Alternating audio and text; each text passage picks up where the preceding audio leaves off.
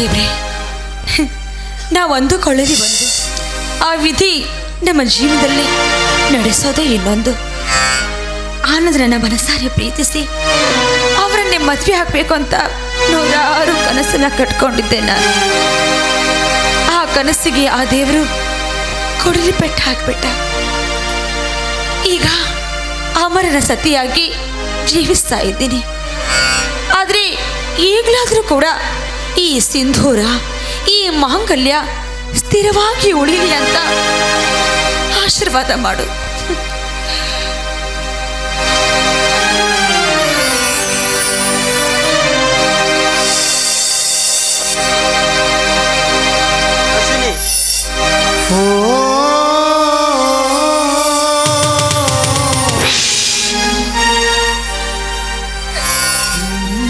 ಬನ್ನಿ ಆನಂದ್, ಹೇಗಿದ್ದೀರಾ ನೀವು?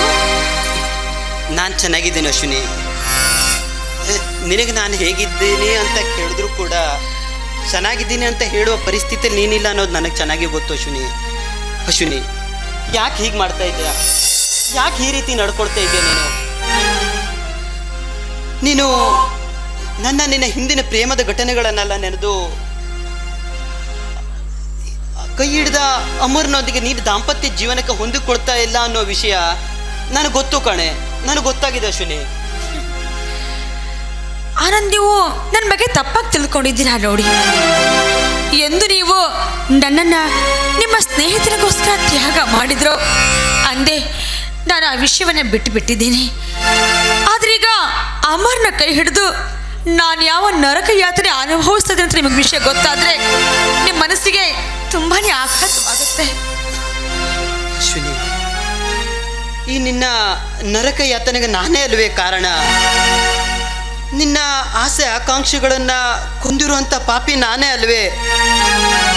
ಆದರೆ ನಾನು ಮಾಡಿದಂತಹ ದ್ರೋಹಕ್ಕೆ ಅಮರ್ನಿಗೆ ಯಾವುದೇ ಕಾರಣಕ್ಕೂ ಮೋಸ ಮಾಡಬೇಡ ಅಶ್ವಿನಿ. ಅಮರ್ನಿಗೆ ಯಾವುದೇ ಕಾರಣಕ್ಕೂ ಮೋಸ ಮಾಡಬೇಡ್ವೆ. ನಿನ್ನ ಕೈ ಮುಗಿದು ಕೇಳ್ಕೊಳ್ತೀನಿ, ಅಮರ್ನೊಂದಿಗೆ ದಾಂಪತ್ಯ ಜೀವನಕ್ಕೆ ಹೊಂದಿಕೊಂಡು ಸಂತೋಷದಿಂದ ಬಾಳ್ವೆಯನ್ನು ನಡೆಸು ಅಶ್ವಿನಿ, ಸಂತೋಷದಿಂದ ಜೀವನ ನಡೆಸು. ನಿಮ್ಮ ಸ್ನೇಹಿತ ನಿಮಗೆ ಮೀಟಾಗಿ ಎಲ್ಲ ವಿಷಯವನ್ನ ಹೇಳಿರಬಹುದು ಅಂತ ಅಂದ್ಕೊಳ್ತೀನಿ ನಾನು. ಆದರೆ ನೀವು ಕೂಡ ಸ್ವಲ್ಪ ನನ್ನ ಅರ್ಥ ಮಾಡ್ಕೊಳ್ಳಿ. ಏನೇ ಆದರೂ ನಿಮ್ಮ ಸ್ನೇಹಿತ ಅಮರ್ನೊಂದಿಗೆ ದಾಂಪತ್ಯ ಜೀವನ ಶುರು ಮಾಡಿ ನನ್ನ ಬಾಳನ್ನ ನಾನು ಹಾಳು ಮಾಡಿಕೊಳ್ಳಾರೆ. ಅಲ್ಲ ಅಶ್ವಿನಿ,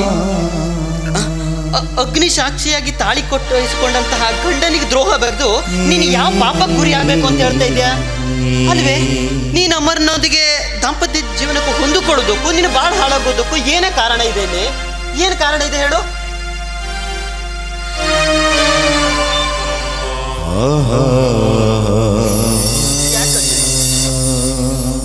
ಏನಾಗಿದೆ ಹೇಳು?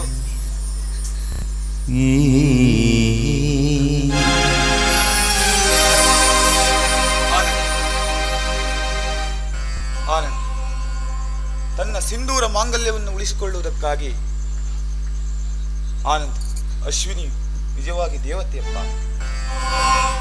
ಆನಂದ್ ತನ್ನ ಗಂಡನ ಪ್ರಾಣವನ್ನು ಉಳಿಸಿಕೊಳ್ಳುವುದಕ್ಕಾಗಿ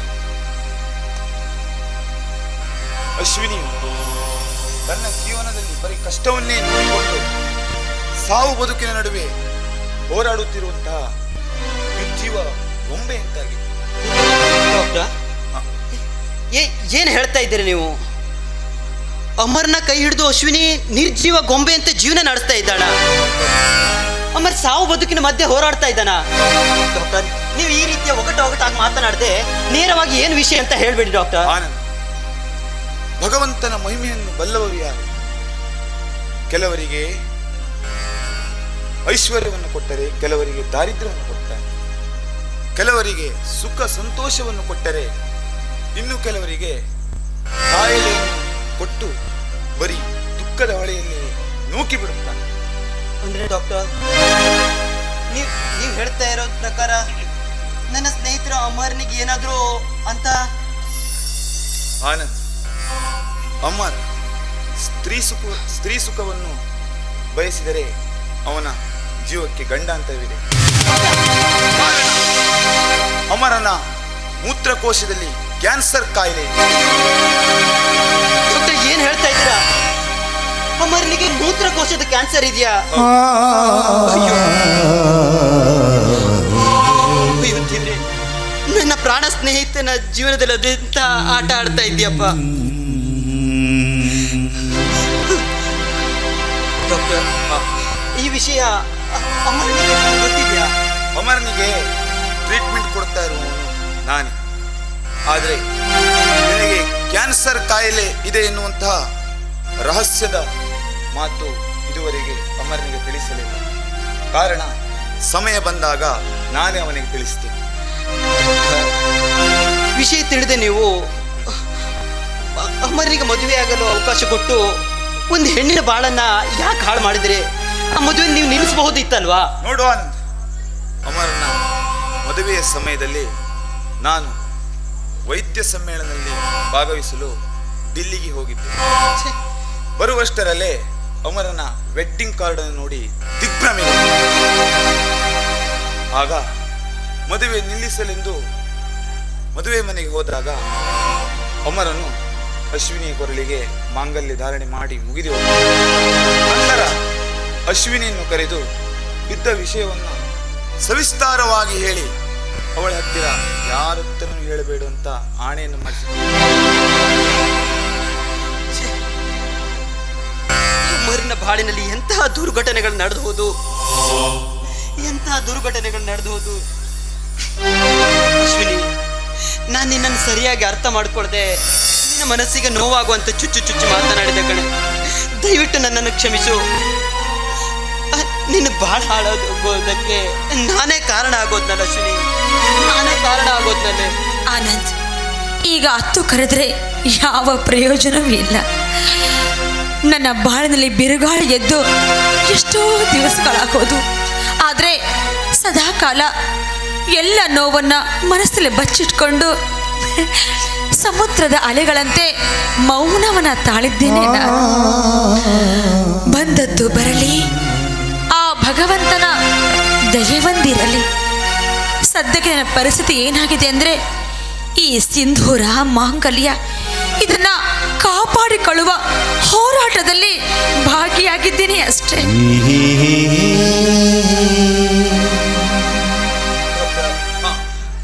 ಅಮರನನ್ನ ಗುಣಪಡಿಸ್ಲಿಕ್ಕೆ ಸಾಧ್ಯನೇ ಇದೆ? ಸಾಧ್ಯವಿದೆ.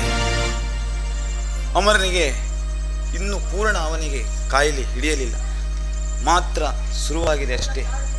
ಸಣ್ಣದೊಂದು ಆಪರೇಷನ್ ಮುಖಾಂತರ ಅಮರನ ಕಾಯಿಲೆಯನ್ನು ಗುಣಮುಖಪಡಿಸಿ ಅಶ್ವಿನಿಯ ಮಾಂಗಲ್ಯವನ್ನು ಕಾಪಾಡಬಹುದು. ಅಲ್ಲಿಯವರೆಗೆ ಈ ರಹಸ್ಯದ ಮಾತು ನಿಮ್ಮಲ್ಲೇ ಇರಬೇಕು. ಯಾವ ಕಾರಣ ಅಮರನಿಗೆ ಮಾತ್ರ ತಿಳಿಸಬಾರದು. ಆಯ್ತು, ಈ ವಿಷಯ ಅಮರನಿಗೆ ಖಂಡಿತ ಗೊತ್ತಾಗೋದಿಲ್ಲ, ಖಂಡಿತವಾಗಿ ಗೊತ್ತಾಗೋದಿಲ್ಲ ಡಾಕ್ಟರ್.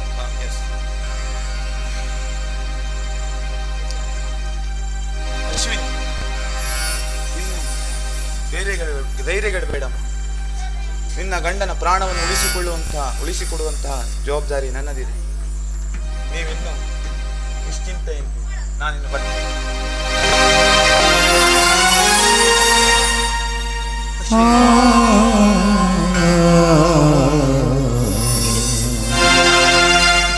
ಒಂದು ಜೀವನದ ಕೊನೆಯವರೆಗೂ ನಿನ್ನ ಕಣ್ಣಲ್ಲಿ ಒಂದು ತೊಟ್ಟು ನೀರು ಬರದ ಹಾಗೆ ನಿನ್ನ ಜೋಪಾನ ಮಾಡ್ತೀನಿ ಅಂತ ಹೇಳಿದ್ದೆ. ಆದರೆ ಇವಳು ಜೀವನನ್ನ ಈ ರೀತಿ ನಾನು ಕಣ್ಣೀರಿನಲ್ಲಿ ನೋಗ್ಬಿಟ್ನೆ. ಅಶ್ವಿನಿ, ನಿನ್ನ ಈ ಸಿಂಧೂರ ಯಾವಾಗ ನಗ್ನಗ್ತಾ ಇರಬೇಕು ಅಂತ ಆ ದೇವರಲ್ಲಿ ಬೇಡ್ಕೊಳ್ತೀನಿ ಅಶ್ವಿನಿ. ನಿನ್ನ ಮಾಂಗಲ್ಯ ಭಾಗ್ಯ ಯಾವಾಗಲೂ ಶಾಶ್ವತವಾಗಿರ್ಬೇಕು ಅಶ್ವಿನಿ. ನಿನ್ನ ಮುತ್ತೈದತನ ಶಾಶ್ವತವಾಗಿಲ್ಲ ಅಶ್ವಿನಿ, ಶಾಶ್ವತ.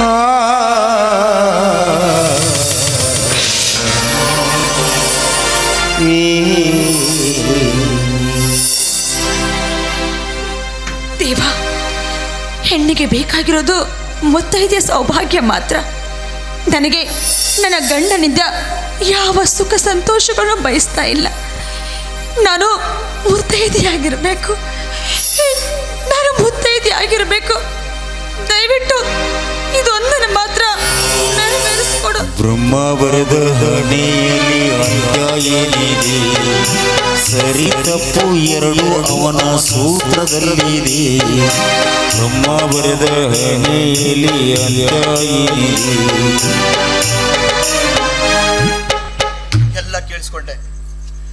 ಎಲ್ಲ ಕೇಳಿಸ್ಕೊಂಡೆ. ಆ ವಜ್ರಕಾಂತ್ ಹೇಳಿದ ಮಾತನ್ನ ನಿಜವೆಂದು ನಂಬಿ ಕ್ಷಣಾರ್ಧದಲ್ಲಿ ನಾನೆಂತ ಘೋರ ಪಾಪವನ್ನ ಮಾಡುತ್ತಿದ್ದೆ. ಅಶ್ವಿನಿ, ಆನಂದ್, ನೀವಿಬ್ಬರು ಎಂತಹ ತ್ಯಾಗಮಯಿ ಭಾವನಾಶೀಲಿಗಳು. ಅಕಸ್ಮಾತ್ ನಾನೇನಾದ್ರೂ ಆ ದೇವರ ಪ್ರೀತಿಗೆ ಪಾತ್ರರಾಗಿ ನಾನು ಕೊನೆ ಉಸಿರು ಹೇಳಿದ್ರೆ ನನ್ನ ಅಶ್ವಿನಿ ವಿಧವೆಯಾಗಿ ಪ್ರತಿದಿನವೂ ಕೊರಗಿ ಕೊರಗಿ ಬಾಳ್ತಾಳೆ. ಇಲ್ಲ, ನನ್ನ ಅಶ್ವಿನಿ ಸೌಭಾಗ್ಯವತಿಯಾಗಿ ಮುತ್ತೈದೆಯಾಗಿಯೇ ಬಾಳಬೇಕು. ಮುತ್ತೈದೆಯಾಗಿಯೇ ಬಾಳಬೇಕು. ಅಶ್ವಿನಿ, ಅಶ್ವಿನಿ, ಹೌದು ಅಶ್ವಿನಿ. ಅಶ್ವಿನಿ, ನನ್ನನ್ನ ಕೈ ಹಿಡಿದು ಪ್ರತಿದಿನ ನೀನು ಕೊರಗಿ ಕೊರಗಿ ಕೊರಗಿ ಹಿಂಸೆ ಪಡುತ್ತಿರುವುದನ್ನ ನನ್ನಿಂದ ನೋಡಲಾಗ್ತಾ ಇಲ್ಲ ಅಶ್ವಿನಿ. ಬಲವಂತವಾಗಿ ನಿನ್ನನ್ನ ಮದುವೆ ಮಾಡಿಕೊಂಡು ನಿನಗೆ ಮೋಸ ಮಾಡಿದೆ. ನಾನು ಪಾಪಿ ಅಶ್ವಿನಿ, ಪಾಪಿ. ಅಲ್ಲ, ನಿಮ್ಗೆ ಏನಾಗಿದೆ? ಯಾಕೆ ಹೀಗೆ ಅಳ್ತಾ ಇದ್ದೀರಾ ನೀವು? ಅಶ್ವಿನಿ ನೋಡಿ, ನಾನು ಯಾರನ್ನೂ ಪ್ರೀತಿಸಿಲ್ಲ, ಅಷ್ಟಕ್ಕೂ ನನ್ನ ಬಾಳಿನೂ ಹಾಳಾಗಿಲ್ಲ. ನೋಡಿ, ನಾನು ತುಂಬಾ ನಿಜ, ನಾನು ತುಂಬಾ ಸಂತೋಷವಾಗಿದ್ದೀನಿ. ಹೌದು ಅಶ್ವಿನಿ. ಅಶ್ವಿನಿ, ನೀವೀಗ ಡಾಕ್ಟರ್ ಆನಂದ್ ಏನು ಮಾತಾಡಿದ್ರು ಅನ್ನೋಂಥದ್ದು ಎಲ್ಲವನ್ನ ಕೇಳಿಸ್ಕೊಂಡೆ ಅಶ್ವಿನಿ.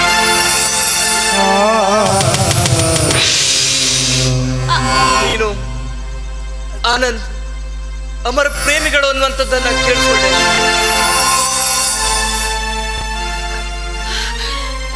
ಆದ್ರೆ ಡಾಕ್ಟರ್ ಹೇಳಿದ್ರಲ್ಲ, ಶಸ್ತ್ರಚಿಕಿತ್ಸೆ ಆದ್ಮೇಲೆ ನೀವು ಗುಣಮುಖರಾಗ್ತೀರಿ ಅಂತ. ಮತ್ತಿನೇನು ಅದೆಲ್ಲ ಸುಳ್ಳು ಅವ್ರು ಹೇಳಿದ್ದು? ಇಲ್ಲ, ನಾವು ಪ್ರೇಮಿಗಳಲ್ಲ. ಡಾಕ್ಟರ್ ಹೇಳಿದ್ರು ಶಸ್ತ್ರಚಿಕಿತ್ಸೆಯಲ್ಲಿ ನನ್ನನ್ನ ಬದುಕಿಸುವಂತಹ ಅಥವಾ ನನ್ನನ್ನ ಇಹಲೋಕದಿಂದ ಪಾರು ಮಾಡುವಂಥದ್ದು ದೇವರಿಗೆ ಬಿಟ್ಟದ್ದು. ಅಶ್ವಿನಿ, ಹುಟ್ಟೋದು ಒಂದಿನ, ಸಾಯೋದು ಒಂದಿನ. ಈ ಮಧ್ಯೆ ನಾವೇನಾದ್ರೂ ಒಂದು ಒಳ್ಳೆ ಕೆಲಸ ಮಾಡಿ ಹೋಗ್ಲೇಬೇಕು. ಭಗವಂತ ನಮ್ಮನ್ನ ಯಾವಾಗ ಕರಿತಾನೋ ಆವಾಗ ನಾವು ಹೋಗ್ಲೇಬೇಕು. ಆದ್ರೆ ಪ್ರತಿಯೊಬ್ರು ಕೂಡ ತಮ್ಮ ಜೀವನದಲ್ಲಿ ಇನ್ನೂ ಬದುಕಬೇಕು ಮತ್ತು ಬದುಕಬೇಕು ಅನ್ನುವಂತ ಕೊನೆಯ ಆಸೆಯನ್ನ ಬದುಕಿನ ಕೊನೆಯವರೆಗೂ ಆಸೆ ಇಟ್ಕೊಳ್ತಾರೆ. ಅದೇ ರೀತಿ ಪ್ರತಿಯೊಬ್ಬ ಸತಿಯು ತನ್ನ ಗಂಡ ಸುಖವಾಗಿರಬೇಕು, ತನ್ನ ಕೊರಳಲ್ಲಿರುವ ಮಾಂಗಲ್ಯ, ಕಾಲಲ್ಲಿರುವ ಉಂಗುರ, ತಲೆಯಲ್ಲಿರುವ ಹೂವು ಎಲ್ಲವೂ ಶಾಶ್ವತವಾಗಿರ್ಬೇಕು ಅಂತ ಬಯಸ್ತಾರೆ. ಆದ್ರೆ ಅದೇ ತರ ನಾನು ಕೂಡ ಅಶ್ವಿನಿ, ನಾನು ನಿನ್ನ ಮುಡಿಯಲ್ಲಿರುವ ಹೂವು, ಕತ್ತಲ್ಲಿರುವ ಮಾಂಗಲ್ಯ, ಕಾಲಲ್ಲಿರುವ ಕಾಲುಂಗುರ ಎಲ್ಲವೂ ಶಾಶ್ವತವಾಗಿರ್ಬೇಕು ಅಂತ ಬಯಸ್ತೇನೆ ನಾನು ಅಶ್ವಿನಿ. ಹೌದು ರೀ, ನಾನು ಕೂಡ ಅದನ್ನೇ ಬಯಸ್ತಾ ಇದ್ದೀನಿ. ಸಿಂಧೂರ, ಮಾಂಗಲ್ಯ, ಬಳೆಗಳು ಇವು ಮುತ್ತೈದೆ ಸಂಕೇತಗಳು. ಇವು ಮಾತ್ರ ಯಾವುದೇ ಕಾಲಕ್ಕೂ ಅಳಿಸಿ ಹೋಗಬಾರ್ದು. ನನ್ನ ಬದುಕಲ್ಲಿ ಸ್ಥಿರವಾಗಿರ್ಬೇಕು ಅಂತ. ಹೌದು ತಾನೆ? ನೀನು ಇದೆಲ್ಲವೂ ಸ್ಥಿರವಾಗಿರ್ಬೇಕು ಅಂತ ಬಯಸೋದಾದ್ರೆ ನೀನೊಂದು ನನ್ನ ಮಾತನಾಡಿಸ್ಕೊಡ್ಬೇಕು. ನೀನೊಂದು ತ್ಯಾಗಕ್ಕೂ ಸಿದ್ಧನಾಗಬೇಕು. ಎಲ್ಲ ತ್ಯಾಗವನ್ನು ಬಿಟ್ಟು ನಿಮ್ಮನ್ನು ನಂಬ್ಕೊಂಡು ಬಂದವಳ್ರಿ ನಾನು. ಗಂಡನ ದೇವರು ಅಂತ ಮೌನವಾಗಿ ಜೀವನ ನಡೆಸ್ತಿರೋಳು ನಾನು. ಇಷ್ಟೆಲ್ಲ ಆದ್ಮೇಲೆ ನಿಮ್ಮ ಮಾತನ್ನ ನಡೆಸ್ಕೊಡದೆ ಇರ್ತೀನ. ಚಿಂತಿಸಬೇಡಿ, ನೀವು ಯಾವಾಗಲೂ ಸಂತೋಷವಾಗಿರ್ಬೇಕು. ನಿಮ್ಮ ಸುಖ ಸಂತೋಷಕ್ಕೋಸ್ಕರ ಅದು ಎಂಥದ್ದೇ ಮಾತಾದ್ರೂ ನಾನು ನಡೆಸ್ಕೊಡ್ತೀನಿ. ಈ ಮಾತು ನನ್ನ ಮಾಂಗಲ್ಯ ಸಾಕ್ಷಿಯಾಗಿಯೂ ಸತ್ಯ ರೀ. ತೆಗೆದುಕೊಳ್ಳಿ ವಚನ.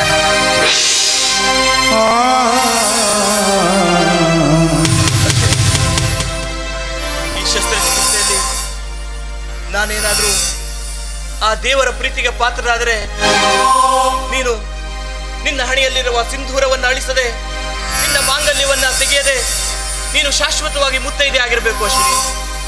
ಅಂದ್ರೆ ನಿನ್ನ ಅಮರ ಪ್ರೇಮಿಯಾಗಿರುವಂತ ಆನಂದನ ಕೈ ಹಿಡಿದು ನೀನು ಸುಮಂಗಲಿಯಾಗಿ ಬಾಳಬೇಕು.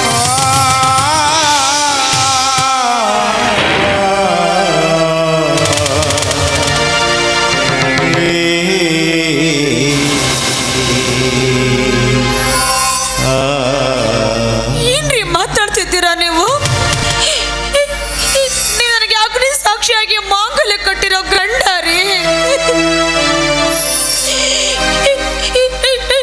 ನಿಮ್ಮನ್ನ ಬಿಟ್ಟಾಕಿ ಅವ್ರ ಮದುವೆ ಆಗಂತ ಹೇಳ್ತಾ ಇದ್ದೀರಲ್ಲ, ನಿಮ್ಮ ಮಾತಿನಲ್ಲಿ ಅರ್ಥವಿದೆ ಏನ್ರಿ? ನಿಮ್ಮ ಮಾತಲ್ಲಿ ಇಲ್ಲ ರೀ.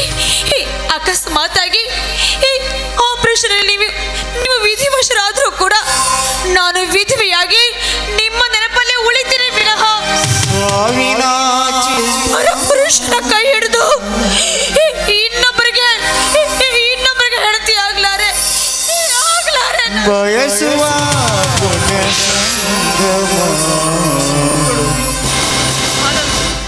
ಪರಪುರುಷನಲ್ಲ, ಅರಿಶಿನ ಪರಪುರುಷನಲ್ಲ, ಒಬ್ಬರನ್ನೊಬ್ಬರು ಪ್ರೀತಿಸಿರುವಂತಹ ಅಮರ ಪ್ರೇಮಿಗಳು. ಭಾಗ್ಯದ ಏನಾದ್ರೂ ಆನಂದನ ಕೈ ಹಿಡಿದು ಮತ್ತೆ ಮುತ್ತೈದೆಯಾಗಿ ಬಾಳಿದ್ರೆ ನನ್ನ ಆತ್ಮಕ್ಕೆ ಶಾಂತಿ ಸಿಗುತ್ತದೆ. ನಾನು ತೃಪ್ತನಾಗ್ತೇನೆ. ಸಾವಿನ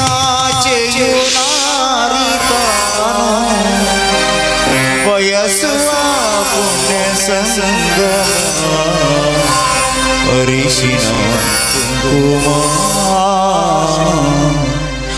ಭಾಗ್ಯದ ಹೆಣ್ಣು ತ್ಯಾಗಗಳ ಸಾಕಾರ ಮೂರ್ತಿ ಅಂತ ಬಲ್ಲವರು ಹೇಳ್ತಾರೆ ಕಣ್ರಿ. ಹೆಣ್ಣು ಯಾವ ತ್ಯಾಗಕ್ಕೂ ಸಿದ್ಧವಾಗ್ತಾಳೆ ಅಂತ ಹೇಳ್ತಾಳೆ. ಆದ್ರೆ ಆ ದೇವರು ನನ್ನನ್ನ ಧರ್ಮದ ಸಂಕೋಲೆಯಲ್ಲಿ ಬಂಧಿಸಿ ಈಗಾಗಲೇ ತ್ಯಾಗವನ್ನ ಮಾಡಿಸಿದ್ದಾನೆ. ಆದ್ರೆ ಆ ತ್ಯಾಗ ಧರ್ಮಯುತವಾಗಿದ್ದರೆ ಮಾತ್ರ ಆ ತ್ಯಾಗಕ್ಕೆ ಒಂದು ಅರ್ಥ ಸಿಗುತ್ತೆ. ಆದ್ರೆ ನೀವು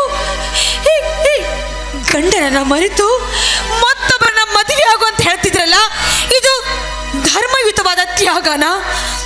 ಇಲ್ಲ, ಧರ್ಮದ ವಿರುದ್ಧ ಯಾವ ಹೆಣ್ಣು ಹೋಗೋದಿಲ್ಲ. ಧರ್ಮದ ವಿರುದ್ಧ ನಾನು ಹೋಗ್ಲಾರೆ. ಒಂದು ಮಾತನಾಡದೆ ಮೌನ ಪ್ರೀತಿ ಮಾಡಿದೆ, ಇಂದು ಮಾತನಾಡದೆ ಪ್ರೀತಿ ಮೌನ. ಅಶ್ವಿನಿ, ಗಂಡನನ್ನ ಕಳೆದುಕೊಂಡ ಮೇಲೆ ಹೆಣ್ಣು ಇನ್ನೊಂದು ಮದುವೆಯಾಗಿ ತನ್ನ ಮಾಂಗಲ್ಯವನ್ನ ಮುತ್ತೈದೆತನವನ್ನ ಉಳಿಸಿಕೊಳ್ಳುವಂಥದ್ದು ಅಧರ್ಮವಲ್ಲ ಅಶ್ವಿನಿ. ಇದು ಕೂಡ ಧರ್ಮವೇ, ಇದು ಕೂಡ ಧರ್ಮವೇ. ನೀನು ಮತ್ತೆ ಮುತ್ತೈದೆಯಾಗಿ ಈ ಸಮಾಜದ ಎದುರು ಬಾಳಿದ್ರೆ ಅದಕ್ಕಿಂತ ಬೇರೆ ಖುಷಿ ನನಗೆ ಬೇರೆ ಏನೂ ಇಲ್ಲ ಅಶ್ವಿನಿ. ಅದು ಪಾಪವೂ ಅಲ್ಲ, ಅಧರ್ಮವೂ ಅಲ್ಲ. ನಂಬು ಅಶ್ವಿನಿ.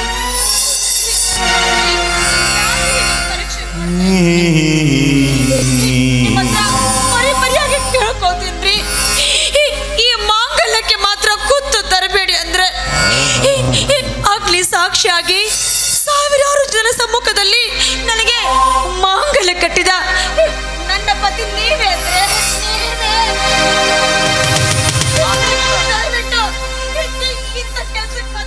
ಸಪ್ತಪದಿ ಇದು ಸಪ್ತಪದಿ ಈ ಜಗಳ ಸಂಬಂಧ ಈ ಜನ್ಮಗಳ ಸುಖವಾಗಿ ಬಾಳು. ಆಗಲೇ ನನ್ನ ಆತ್ಮಕ್ಕೆ ತೃಪ್ತಿ, ಆಗಲೇ ನನ್ನ ಆತ್ಮಕ್ಕೆ ತೃಪ್ತಿ.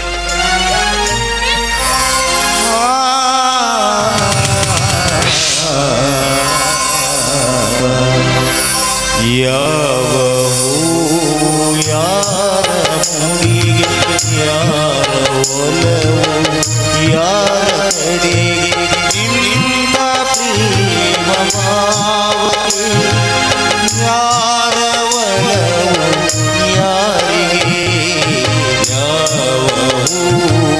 ಯಾರ ಮುಡಿಗೆ ಯಾರ ಒಲವು ಯಾರ ಕಡೆಗೆ. ಅಂತೂ ನಾ ರಿಟೈರ್ಡ್ ಆದನ್ರಿ. ಈಗ ಏನು ಕೆಲಸ ಅಂತೀರಿ? ಸಿಂಗಾರಿ ಜೊತೆ ಮದುವೆ ಆಗೋದು ಒಂದೇ ಕೆಲಸ. ಓಹೋ ಹೋ ಹೋ, ಸಿಂಗಾರಿ ಬರಕತ್ತಲ್ಲ.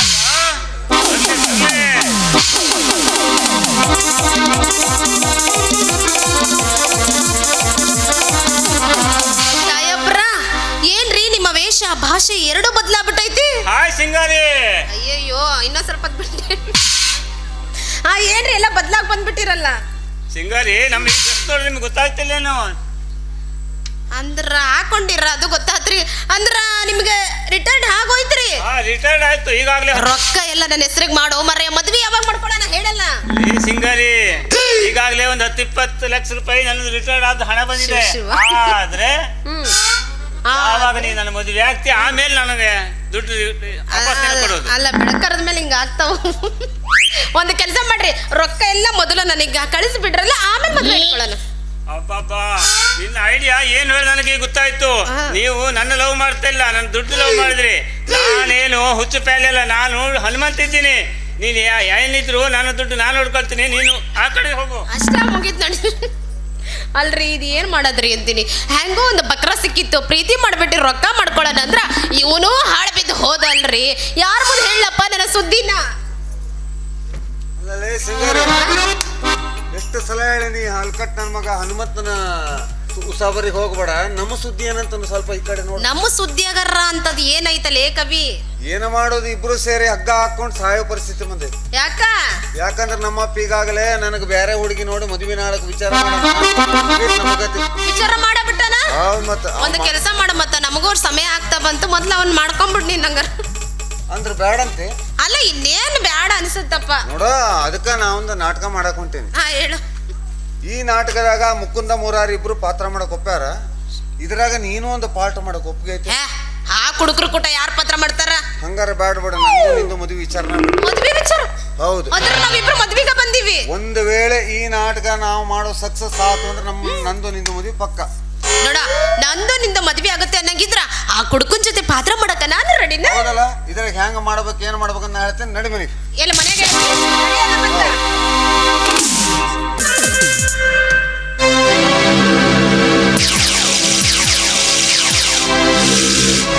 ವಜೀರ್ ಖಾನ್, ಮದ್ಯಪಾನ ಕುಡಿದು ಕುಡಿದು ನನ್ನ ಜೀವನವೇ ಹಾಳು ಮಾಡ್ಕೊಂಡ್ಬಿಟ್ಟೆ. ಮಿಸ್ಟರ್ ನರೇಂದ್ರ, ಯಾರು ಮದ್ಯಪಾನದ ಒಳ ಹೊಕ್ಕುತ್ತಾರೋ ಅವರೆಲ್ಲರ ಜೀವನ ಹಾಳು ಮಾಡ್ಕೊಳ್ಳೋದು ಸಹಜ ಕಣೋ, ಸಹಜ. ಹೌದು ವಜೀರ್ ಖಾನ್, ಮದ್ಯಪಾನ ಕುಡಿದವನು ಇವತ್ತಿಗೂ ಹೇಳಲೇ ಇಲ್ಲ. ಅದು ಅಲ್ಲದೆ ನನಗಿದ್ದ ಒಂದು ನೌಕರಿನೂ ಕಳೆದುಕೊಂಡೆ. ಅದು ನನ್ನ ಮರ್ಯಾದೆ ಪ್ರಶ್ನೆ. ಹಾಗೆ ಹುಟ್ಟಿದ ಮಗುವನ್ನು ಕಳೆದುಕೊಂಡೆ. ಅಯ್ಯೋ ದೇವರೇ, ಕೈ ಹಿಡಿದ ಹೆಂಡತಿಯನ್ನು ಕಣ್ಣೀರಿನಲ್ಲಿ ಮುಳುಗಿಸಿಬಿಟ್ಟೆ ಕಣೋ. ಮಿಸ್ಟರ್ ನರೇಂದ್ರ, ನಿನ್ನ ಮರ್ಯಾದೆ, ನಿನ್ನ ನೌಕರಿ, ನಿನ್ನ ಹಣ ಇವೆಲ್ಲವನ್ನ ಕಳ್ಕೊಂಡ್ರು ಯೋಚಿಸು ಪರವಾಗಿಲ್ಲ.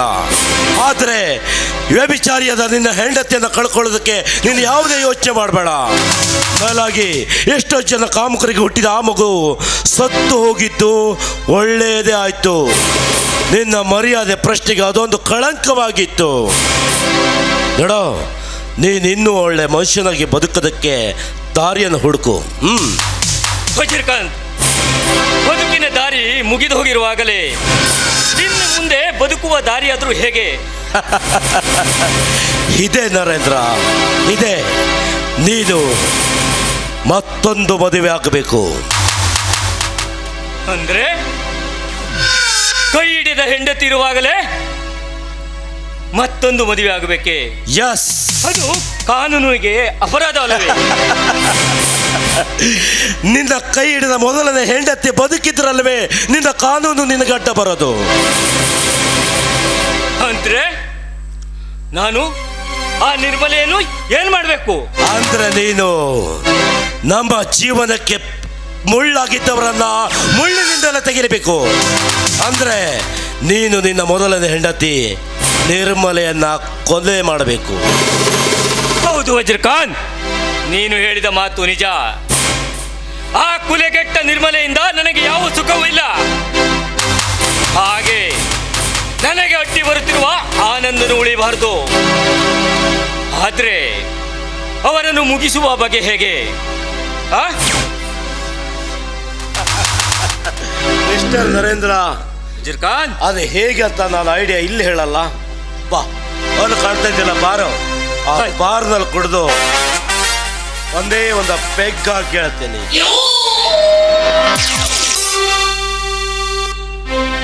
ನನ್ನ ತಂಗಿ ಸುಖವಾಗಿರಲೆಂದು ಶಾಲೆಯ ಹಣವನ್ನೇ ಕದ್ದು ಕಳ್ಳತನದ ಅಪವಾದದಿಂದ ಜೈಲಿಗೆ ಹೋಗಿ ಬಂದೆ. ಆದರೆ ನಾನು ಜೈಲಿಗೆ ಹೋಗುವಾಗ ನನ್ನ ತಂಗಿ ಗರ್ಭಿಣಿ ಇದ್ದಳು. ಈಗ ಹೆಣ್ಣಾಗಲಿ ಗಂಡಾಗಲಿ ಒಂದು ಮಗುವಿಗೆ ಜನ್ಮ ನೀಡಿರುತ್ತಾಳೆ. ನನ್ನ ತಂಗಿಯನ್ನು ನೋಡಬೇಕು. ನನ್ನ ತಂಗಿ ನನಗೋಸ್ಕರ ಕಾಯ್ತಾ ಇರಬಹುದು. ನನ್ನ ತಂಗಿಯನ್ನ ಮಗುವನ್ನು ನೋಡಬೇಕು. ನನ್ನ ತಂಗಿಯನ್ನು ನೋಡಬೇಕು. ನನಗೋಸ್ಕರ ಕಾಯ್ತಾ ಇರಬಹುದು. ಹೌದು,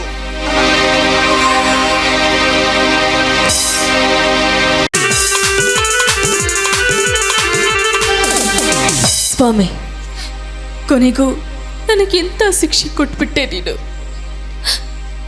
ಕಂದ, ನಿನ್ನನ್ನು ಉಳಿಸಿಕೊಳ್ಳುವ ಭಾಗ್ಯ ಈ ತಾಯಿಗೆ ಇಲ್ಲದಾಯಿತು. ಯಾವ ಜನ್ಮದಲ್ಲಿ ನಾನು ಏನು ಪಾಪ ಮಾಡಿದ್ದು ಆ ದೇವರು ನನಗೆ ಈ ರೀತಿ ಶಿಕ್ಷೆ ಕೊಡ್ತಾರೆ.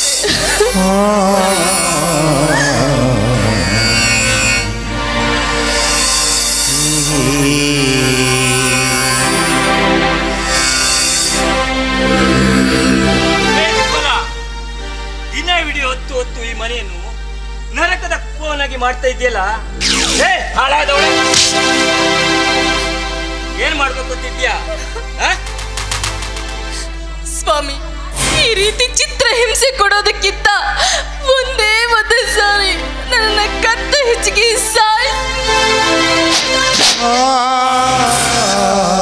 ನಿನ್ನಿಂದ ಯಾವ ಸುಖವೂ ಸಿಗಲಾರದು ಅಂತವಳು ಈ ಮನೆಯಲ್ಲಿ ಕುಡಿದು ಯಾವ ಪ್ರಯೋಜನ ಇದೆ ಹೇಳು?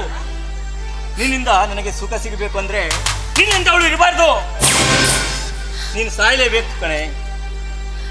ಅಂದ್ರೆ ನನ್ನ ಸಾವಿಂದ ನಿಮಗೆ ಅಷ್ಟೊಂದು ಸಂತೋಷ ಸಿಗುತ್ತಾ? ಹಾಗಾದ್ರೆ ನಾನು ಸಾಯ್ತೀನಂದ್ರೆ, ನೀವಿಷ್ಟು ಸಂತೋಷ ಪಡ್ತೀರಿ ಅಂದ್ರೆ ನಾನು ಖಂಡಿತ ಸಾಯ್ತೀನಿ. ಆದ್ರೆ ಮದುವೆಯ ಮೊದಲು ನೀವು ಹೇಳಿದ ಮಾತುಗಳನ್ನ ಮರೆತು ಬಿಟ್ರ? ನೀವು ಹೇಳಿ ಸ್ವಾಮಿ, ಹೇಳಿ. ಸಾಕು, ನಿಲ್ಲಿಸೆ. ಮದುವೆಗೆ ಮುಂಚೆ ಅಗ್ನಿ ಸಾಕ್ಷಿಯಾಗಿ ಕಟ್ಟಿದ ನುಡಿಗಳು ಆವತ್ತೇ ಅಗ್ನಿಗೆ ಆಹುತಿ ಆದವು. ನೋಡು ನಿರ್ಮಲ, ನಿನ್ನ ಈ ಮಾತುಗಳನ್ನು ಕೇಳಿ ನನಗೆ ತಲೆ ಬಹಳ ನೋವುತ್ತದೆ. ಅದಕ್ಕಾಗಿ 1-2 ಕಪ್ಪು ಟೀಯನ್ನು ಮಾಡ್ಕೊಂಡು ಬಾ.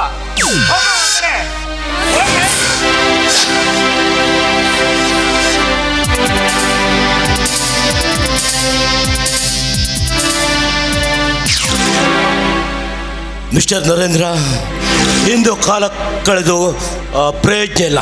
ನೋಡು, ಆದಷ್ಟು ಬೇಗ ನಿನ್ನ ಒಳಗೆ ಹೋಗಿ ಸ್ಟೋವನ್ನು ಹಚ್ಚುತ್ತಾ ಇರೋ ನಿನ್ನ ಹೆಂಡತಿಯ ಮೈ ಮೇಲೆ ನಿಧಾನವಾಗಿ ಗೊತ್ತಾಗದ ಹಾಗೆ ಸೀಮೆ ಎಣ್ಣೆಯನ್ನು ಸುರಿದು ಕೊಂದುಬಿಡು.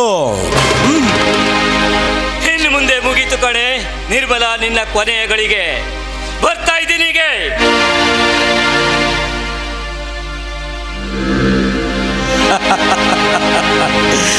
ಧೈರ್ಯಂ ಸರ್ವತ್ರ ಸಾಧನ. ತಗೋ ನರೇಂದ್ರ. ಯಾಕೆ ಯೋಚನೆ ಬರ್ತೀಯ? ಹುಡುಗರ ಸಹವಾಸ 3 ಹೊತ್ತು ಉಪವಾಸ. ಹುಡುಗನ ಬದುಕಿ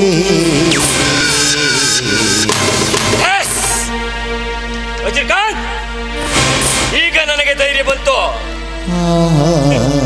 ಆ ಮುಗಿಸ್ಬಿಡ್ತೀನಿ.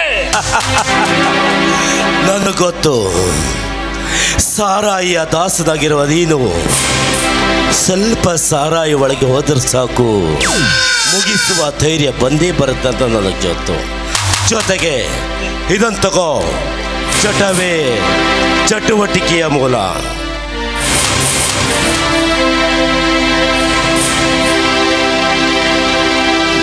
ಜನರ ಸಂಗ